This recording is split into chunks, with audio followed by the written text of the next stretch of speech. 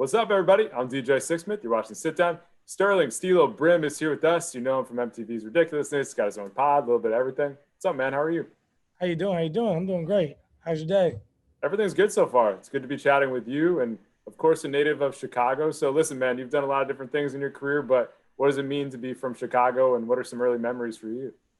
What it means to be from Chicago. I think if you're really from Chicago, it means so much. It means the world to you. I mean, you were it's such a city of pride, of culture, something that you really hold on to. So even though I've been away from Chicago for quite some time, it's still something I probably mention every day. That I'm from Chicago. So yeah, I mean, early memories were growing up on the west side of Chicago. I grew up in K Town and then M Town. We moved over to the Mason area, Austin area community. I grew up there. And it was just like always, I don't know, it was just a vibrant community, a vibrant household. My parents had three siblings. So it was just always kind of madness going on within the house. But, you know, I'll say grew up on the west side and then going to Whitney Young were some of my early memories, just being from there and then going to such a prestigious school, just combining those two worlds together, it's kind of made me who I am. That's awesome, man. Well, you've done a lot of great things in your career. What's the craziest part of your journey when you think about it from where you started to where you're at now? Ridiculousness. Then there's no way to get around it. It's the craziest part is seeing that I came out to LA to do music. I was working at A&R. I was working with some artists at the time, and I was in the studio just locked in, and I was actually helping Rob's cousin put together a publishing production company. And Rob just so happened to come to the studio like twice, and was just like, "Hey man, you're funny. We should do a show together." And I was like, "Sounds cool, dude." Thought it was Hollywood talk, so I was like, I'll see you.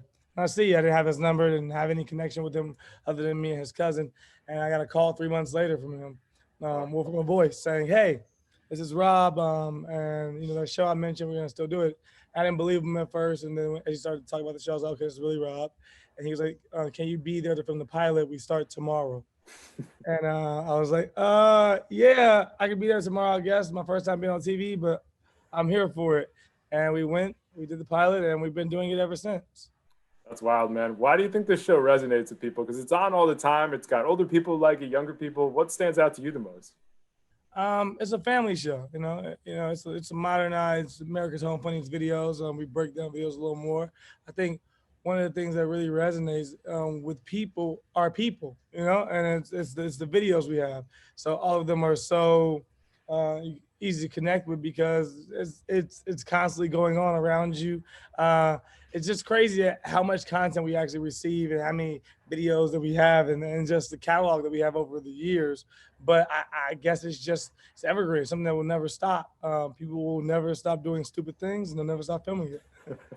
I think one of the best parts too is that you're just going off the cuff, right? It's just your organic reaction to it. So, what are some of the things you are thinking about when you're watching these videos and reacting in the moment? But we started filming in 2010.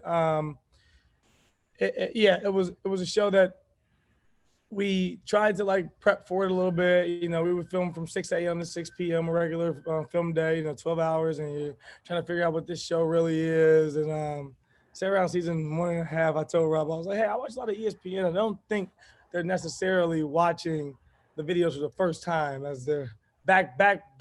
Yeah, actually went over the fence. Yeah, home run. I think like they're kind of going over it a little bit beforehand. So started to like watch the videos early on for the first couple of seasons, and then it was just the organicness that was missing. So I'll say from season 7 to on, we haven't really watched anything, and we film much quicker.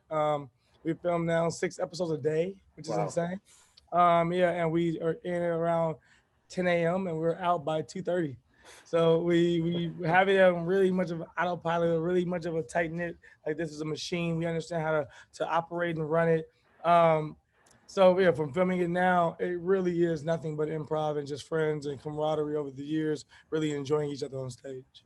So Rob clearly saw something in you when he met you for the first time. What do you think stands out about him? What do you like about him compared to all the people you've met out there? What is really specific about him? He's super genuine. From the day I met him, he told me, "I think you're funny. I think we should do this thing," and he meant that.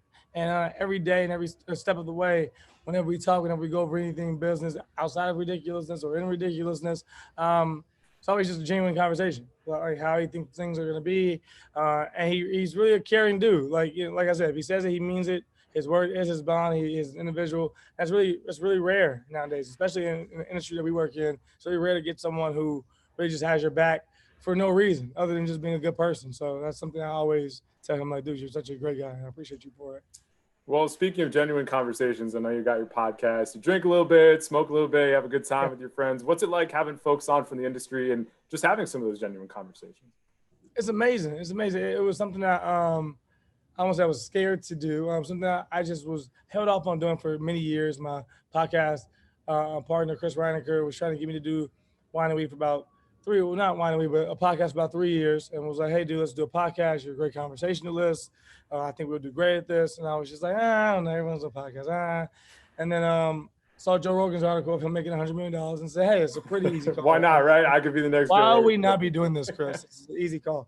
So no, we jumped into doing the podcast. It's been great to kind of just for people to see me outside of ridiculousness as well, and to see kind of my relationship with other people. All they get to see is us on the show, and it's really quick. It's 30-minute show. You don't really know, how the guests get there. If MTV invited them, well, a lot of the guests, me and Rob invited them on the show. They're friends of mine. Like I said, I worked in music, so it's easy to get some of those musical talents to come on Ridiculousness and now on Wine and Weed as well.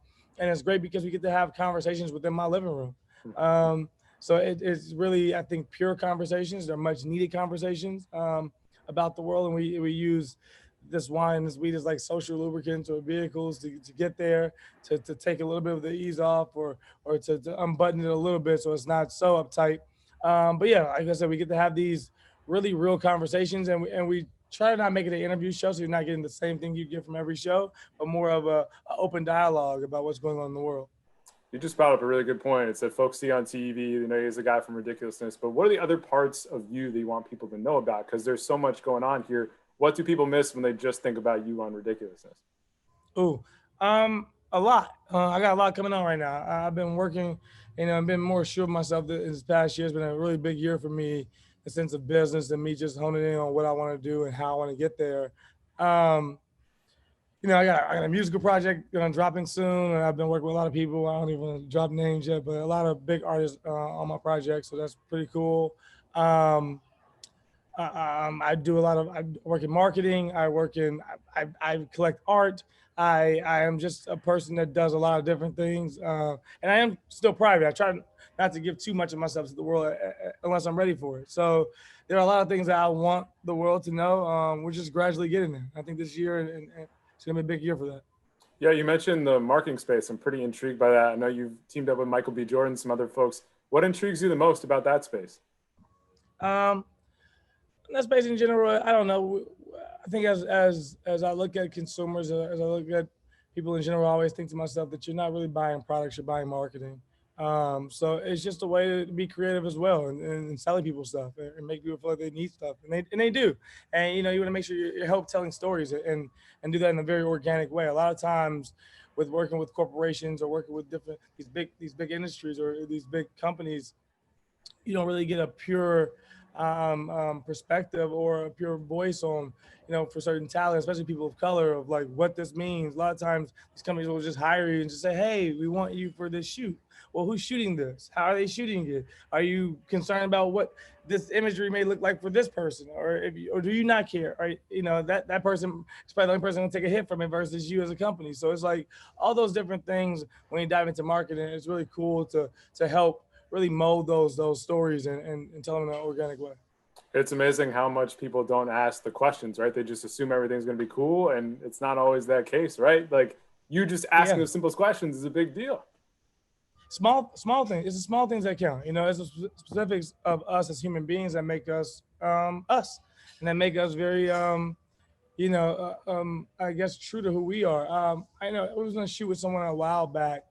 It was something small, but it was funny to me. Black talent we were working with, and they had a shoot, and this big company wanted to shoot them, and they wanted to shoot this little barbecue outside and all this stuff. And I was like, hey, no offense, and this is not, either here or there, but there are no, what I would call, Black food on this table, and we got this all Black cast here acting like they're barbecuing. It just doesn't feel real. Those are small things, obviously, but those are big things as well. Yeah. That people, notice and point out, and they're like, hey, this doesn't feel real. Why? Just all the little small things around that'll make it feel real. Yeah, that's certainly an important detail. You need to have the right food if we're gonna have a barbecue Gotta have the on right food. TV, Gotta have the right food. There's a raisin in that potato salad. You knew we didn't have that. right? That's nuts. Yeah, not having that. So when you think about your career, what are you most proud of at this point? Is it just doing all these different things? Is there one thing that stands out the most to you? Ooh, most proud of at this point. With me having ADHD as much as I do, it's hard for me to be proud or really me set it in the moment and think like, oh, I'm proud of this thing. I'm always trying to create. But I think what I've been proudest of, I would say, is kind of still being pure and being true to who I am. You know, having my 10 toes down and being able to be, you know, have a great relationship with my family throughout, you know, trying to hustle since I moved. I moved here when I was 19 years old. I've been in Oh, LA for 13 years, 14 years now actually. So for me, it's like for me able to still be able to have the conversations with people back home, and for me to make them, you know, feel as though there's a chance, there's you know there's hope, there's this, there's that. That's probably what I'm most proud of, and just to still not be so disconnected. You know, you meet a lot of people when you work within the industry that it's very easy to get disconnected from what's going on within the real world, and I try to make sure that you know I'm always connected with what's going on. well, thanks for always keeping it real, man. Great to meet you. Congrats on everything. We'll talk to you down the road, all right? Thank you so much, man.